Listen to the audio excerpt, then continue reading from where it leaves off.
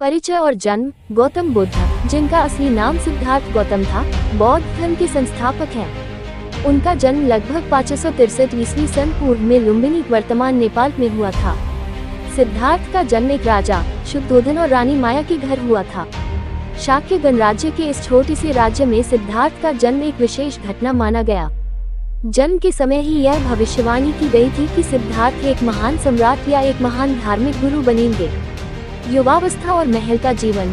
सिद्धार्थ की प्रारंभिक शिक्षा और पालन पोषण महल में हुआ। उनका जीवन भव्यता और ऐश्वर्य से परिपूर्ण था।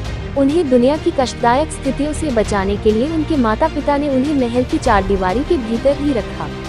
उन्होंने जीवन में सभी सुख सुविधाओं का आनंद लिया और उनके चारों ओर के लोगों को उनकी खुशियों की चिंता रहती थी। दुनिया की सच्चाइयां जानना। एक दिन सिद्धार्थ ने महल से बाहर जाने का निश्चय किया। ये यात्रा उनके जीवन को बदल देने वाली साबित हुई। उन्होंने देखा कि बाहर की दुनिया में बीमारियां, वृद्धावस्था और मृत्यु के कष्ट हैं। इन दृश्यों ने सिद्धार्थ को गहरे विचार में डाल दिया और उन्होंने सोचा कि जीवन के इन कष्टों से मुक्ति कैसे प्राप्त की जाए। संन्यास और आत्मज्ञान की खोज। 29 वर्ष की आयु में सिद्धार्थ ने अपने सभी राजसी सुख संपत्ति और परिवार को त्याग दिया।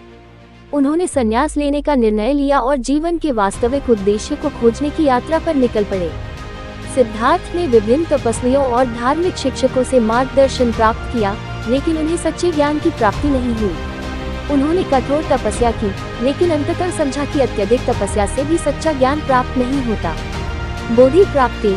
सिद्धार्थ ने मध्य मार्ग अपनाया, जो अत्यधिक तपस्या और विलासिता के बीच एक संतुलित मार्ग था।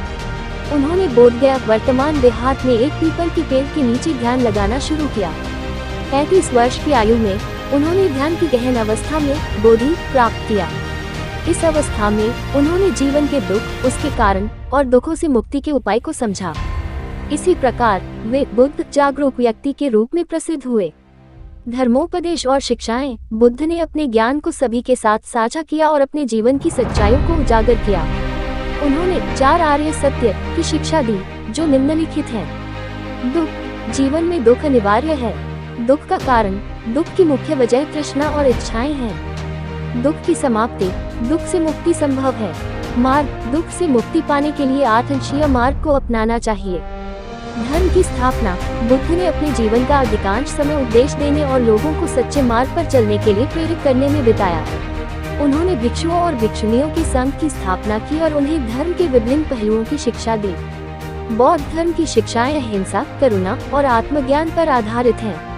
मृत्यु और परिनिर्वाण। 80 वर्ष की आयु में बुद्ध ने कुशीनगर वर्तमान उत्तर प्रदेश में परिनिर्वाण प्राप्त किया। ये बौद्ध धर्म में मृत्यु के बाद की स्थिति को दर्शाता है, जो जन्म और मृत्यु के चक्र से मुक्ति को दर्शाता है। बुद्ध की मृत्यु के समय उनके शिष्य और अनुयायी उनके चारों ओर थे और वे उनके अंतिम उपदेशों को सुनने के लिए एकत्र हुए थे। उपसंहार। गौतम बुद्ध के जीवन ने न केवल बौद्ध धर्म की नींव रखी, बल्कि उन्होंने मानवता को एक नया दृष्टिकोण भी प्रदान किया। उनकी शिक्षाएं आज भी विश्व भर में अनुसरण की जाती हैं और उनकी दृष्टि ने लाखों लोगों को जीवन के अर्थ और उद्देश्य को समझने में सहायता की है। बुद्ध की शिक्षाएं समर्पण, करुणा और आत्मज्ञान की महत्वपूर्ण बातें सिखाती हैं, जो आज भी समाज में प्रासंगिक हैं।